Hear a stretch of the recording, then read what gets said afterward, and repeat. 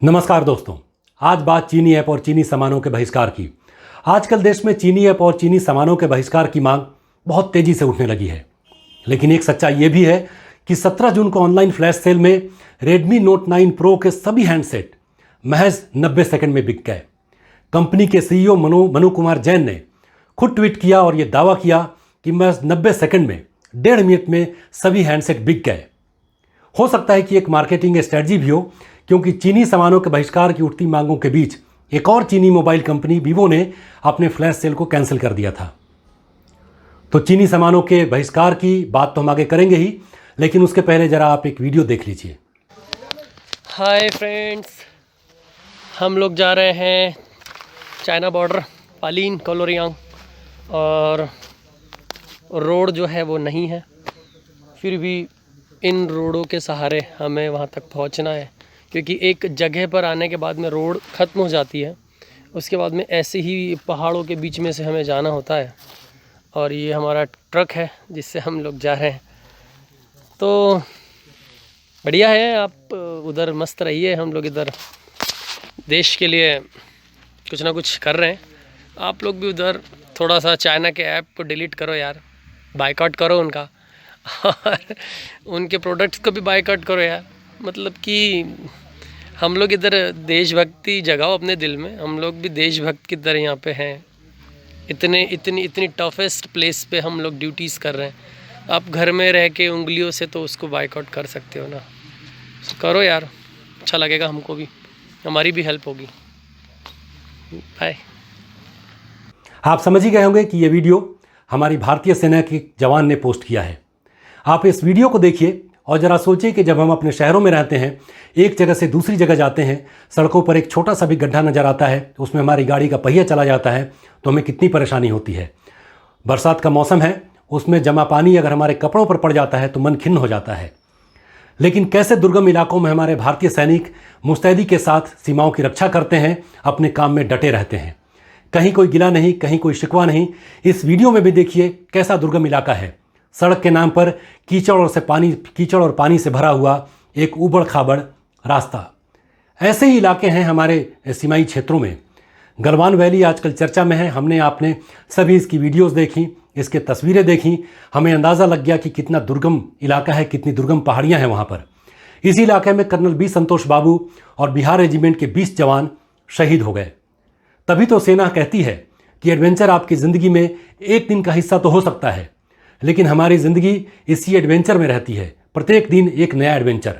और ऐसे माहौल में ही काम करते हुए इस जवान के चेहरे को देखिए, ना कोई गिला, ना कोई शिकवा, नहीं कहीं पर रंच मात्र भी एक बात इनके जहन में आती है कभी कि हम जवान ठंडे से ठंडे और गर्म से गर्म इलाकों में ड्यूटी देते हैं और देशवासी एसी कमरों में रहते हैं और एसी दफ्तरों में काम करते हैं। कहीं कोई गिला नहीं, कहीं कोई शिकवा नहीं, और बस इतनी विनम्र अपील कि हम देशभक्ति दिखाने की कोशिश कर रहे हैं। आप अपनी देशभक्ति दिखाइए और चीनी सामानों का बहिष्कार कीजिए। ये इन्हीं जवानों का हौसला है जिसकी वजह से हमारी सेना कहती है कि आप अपने घरों में चैन से सोइए, क्योंकि सीमाओं पर हम आपकी रक्षा कर रहे हैं, देश की रक्षा करने के लिए हम तैनात हैं। एक छोटा सा वाकया मैं आपको सुनाता हूँ। एक बार भारतीय सेना के मुद्दे पर बहस करते हुए मेरे एक दोस्त ने तर्क रखा कि अगर भारतीय जवान सीमाओं पर बलिदान देते हैं, इसमें कौन सी बड़ी बात है। इसके लिए उनको ट्रेनिंग दी जाती है, गोली चलाने की ट्रेनिंग दी जाती है और गोली खाने की ट्रेनिंग दी जाती है।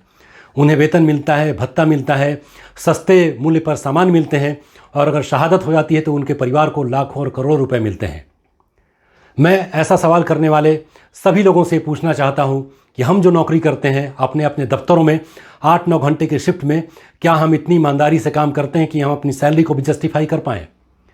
हम में से बहुत सारे लोग इस मौके की तलाश में रहते हैं कि कैसे दफ्तर का काम खत्म करके जल्दी से जल्दी घर की ओर निकल जाएं, या फिर हफ्ते में एक आध छुट्टी मार लें। लेकिन ऐसे किसी सवाल से भारतीय सेना का हर एक अधिकारी, हर एक जवान कोसों दूर रहता है। वह हफ्ते की छुट्टी की बात क्या करें, महीनों और सालों वो सीमाओं पर तैनात रहते हैं और छुट्टी लफ्ज़ उनके जहन में कभी आता ही नहीं है।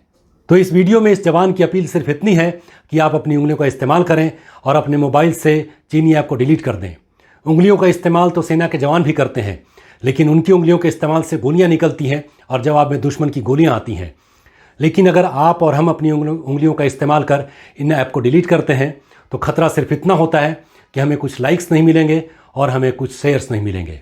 तो रही बात चीनी सामानों के बहिष्कार की, तो मैं आपको एक बात बता दूं, और आप जानते भी होंगे कि ये प्रक्रिया एक दिन में पूरी होने वाले नहीं है, लेकिन हमें कहीं ना कहीं इसकी शुरुआत तो करनी ही होगी, क्योंकि हम अरबों खरबों डॉलर के सामान का इस्तेमाल करते हैं जिसका निर्माण चीन में होता है, और चीनी हमारा मजाक भी उड़ाते हैं और हमें धमकियां भी देते हैं।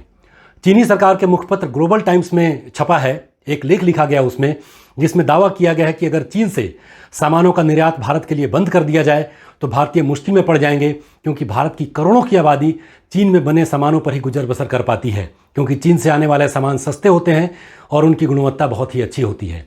ये ग्लोबल टाइम्स का दावा है, और इस दावे का आधार ये है कि दोनों देशों के बीच औसतन 85 से 90 बिलियन डॉलर का व्यापार होता है, और चीन से भारत के लिए 70 बिलियन डॉलर से ज़्यादा के सामानों का निर्यात होता है, और जबकि भारत महज 15 से 16 बिलियन डॉलर के सामानों का निर्यात ही चीन को कर पाता है।